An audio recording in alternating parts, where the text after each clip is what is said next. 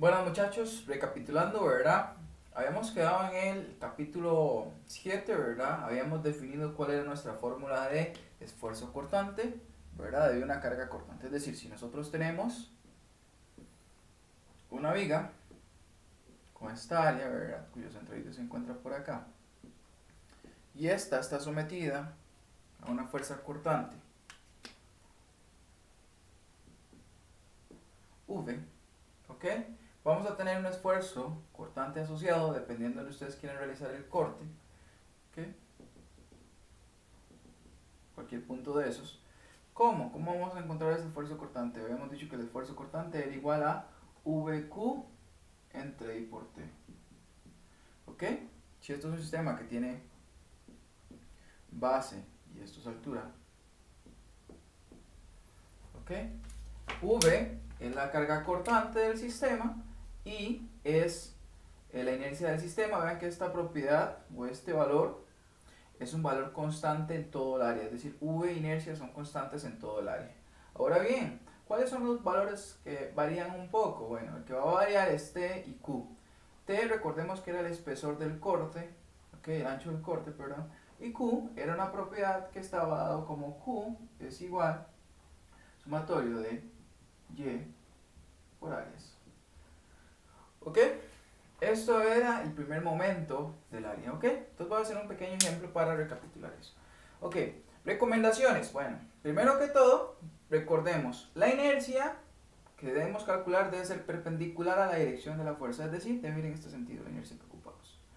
Vamos a decir que esto es inercia X.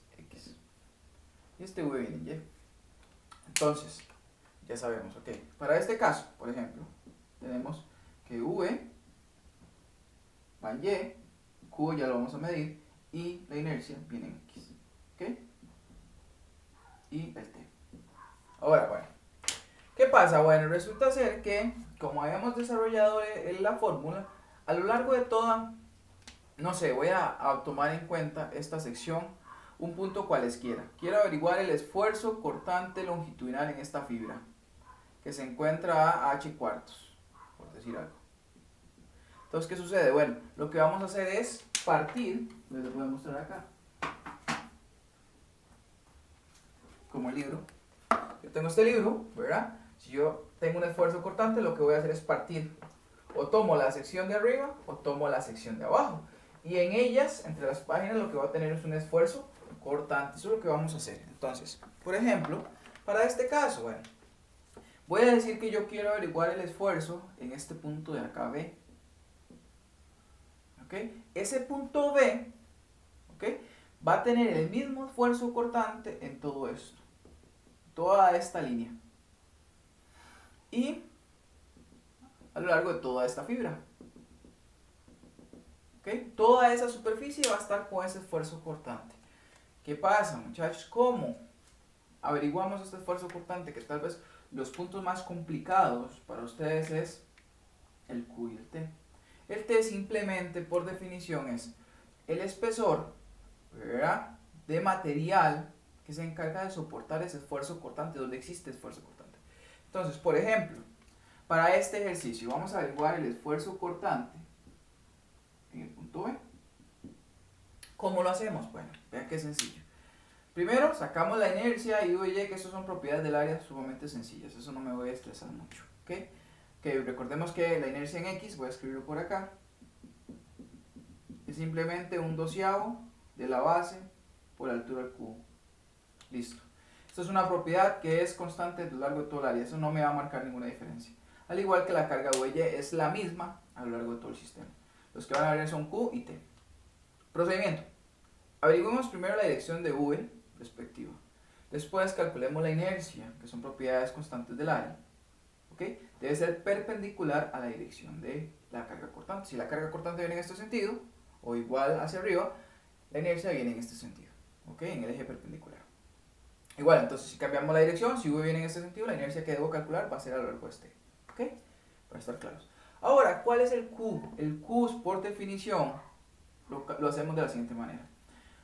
Definimos primero el punto que vamos a averiguar o dónde vamos a averiguar el esfuerzo cortante. ¿Ok? ¿Qué hacemos? Simplemente trazamos una línea longitudinal perpendicular a la fuerza, siempre perpendicular a la fuerza, ¿okay? Que contenga el punto que voy a analizar B, ¿okay? ¿Y qué es lo que hace esa línea? Bueno, esa línea me dice, de ahí para arriba es Q y de ahí para abajo es otro Q. Cualquiera de los Q tienen el mismo valor, no se preocupen, el mismo valor absoluto. ¿Qué es lo que va a pasar? Que uno va a ser positivo y otro negativo. Eso no es nada más que acción-reacción. ¿Qué pasa cuando yo tengo un esfuerzo cortante entre capas? Por ejemplo, si yo levanto esta hoja y tengo un esfuerzo cortante que viene en este sentido hacia afuera de la hoja, ¿qué va a pasar en el otro lado? Viene otro hacia adentro de la hoja. Simplemente lo que nos va a marcar el sentido del cortante. ¿Ok? Pero es el mismo valor absoluto, dependiendo del corte que hagamos. Ahora, del T para arriba es Q y del T para abajo también es Q. ¿Ok? Listo. Entonces voy a hacer un cortecito para que ustedes vean esto. Voy a tomar la sección de arriba. Ustedes pueden tomar cualquiera de las dos secciones que quieran. Y resulta ser que tengo un V. Esta va a ser mi área. ¿Recuerdan que llamamos a esto área prima? ¿Ok? Tengo el centroide por acá. El centroide del área completa, ¿verdad? Que es donde está la fibra neutra. Cosas importantes. Ok, ya pasamos la línea.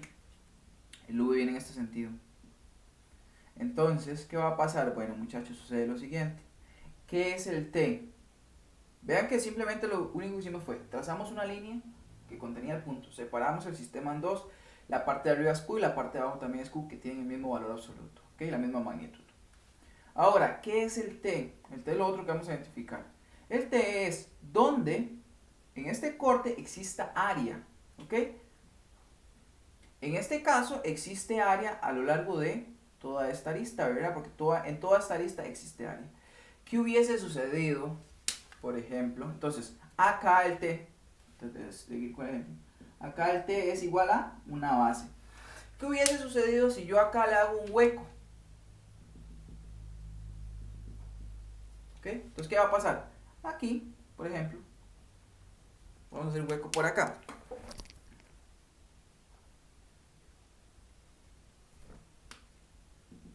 Ahorita lo cerramos. ¿Ok? Que este hueco tiene valor de base medios. ¿Cuánta área es la encargada de soportar mi sistema? O la carga cortante. Este de acá y este de acá. Que sería base medios también, ¿verdad? Entonces ya nuestro T ya no va a ser B, sino base medios. El T simplemente es donde yo tengo área que me soporta el esfuerzo cortante. Si no tengo área, no cuenta. ¿Ok? Simplemente. Vamos a seguir con el ejemplo como estaba. Que todo se soportaba.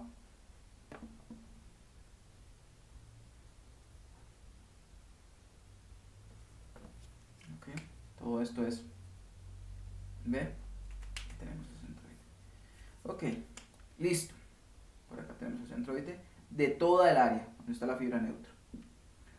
¿Qué decía? Bueno, ya tenemos T, ya calculamos la inercia y V y Y. Nos falta el Q, que eso es lo que más cuesta. Es sencillo, simplemente es que cuesta verlo. ¿Qué pasa? Bueno, resulta ser que el Q, como lo habíamos definido, la suma de las Y por las áreas primas, ¿verdad? Que están arriba.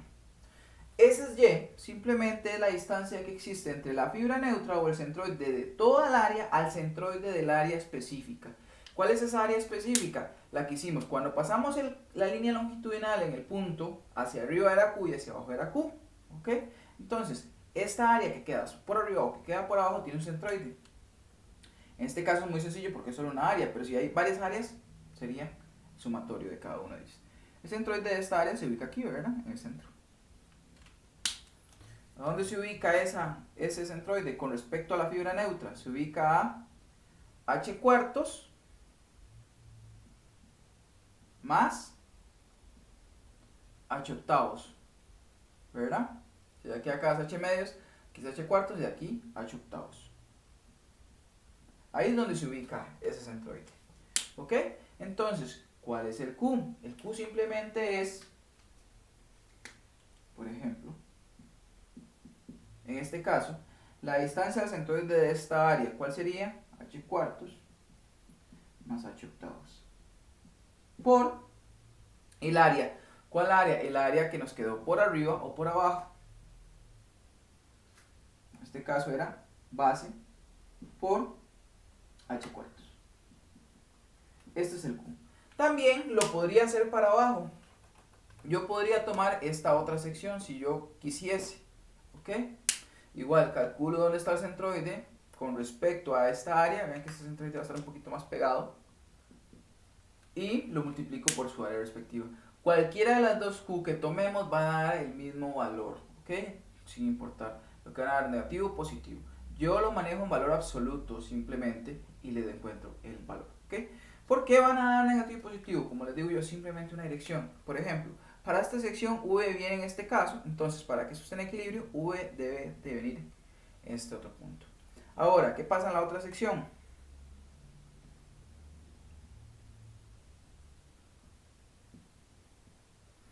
V viene acá, ¿verdad? Entonces por ende en la parte superior como debe ir V, o el esfuerzo cortante, en el otro sentido. Eso es todo lo que nos dice Q. ¿Ok? Esto es un pequeño ejemplo para reforzar. ¿Ok? Cuestiones. ¿Qué limitaciones tenemos con esta fórmula? Eso los voy a explicar. Hay varias limitaciones con el uso de esta fórmula.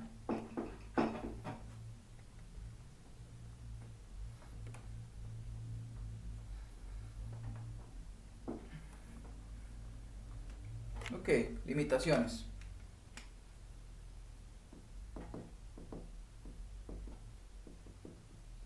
De la fórmula esta. Resulta ser que si tenemos elementos que son chatos, ¿verdad? O más planos, cuya base es mucho más grande que la altura.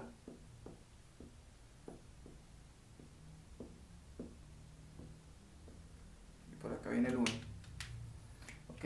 Para estos tipos de elementos, cuando la relación base entre altura es mayor a 2, no se recomienda utilizar esta fórmula.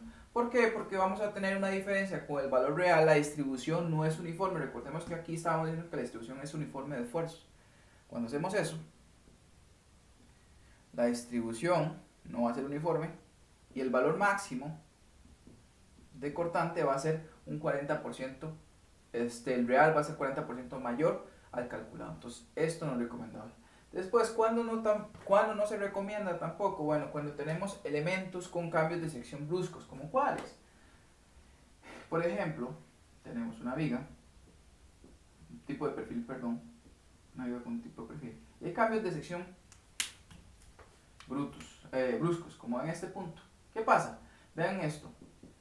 Recordemos, definamos, la inercia y el V es la misma en toda el área. El T, el Q, va a ser simplemente para un punto por acá A. ¿Qué va a pasar para ese punto A? Que habíamos dicho, simplemente lanzamos una línea, la fibra neutra es esta,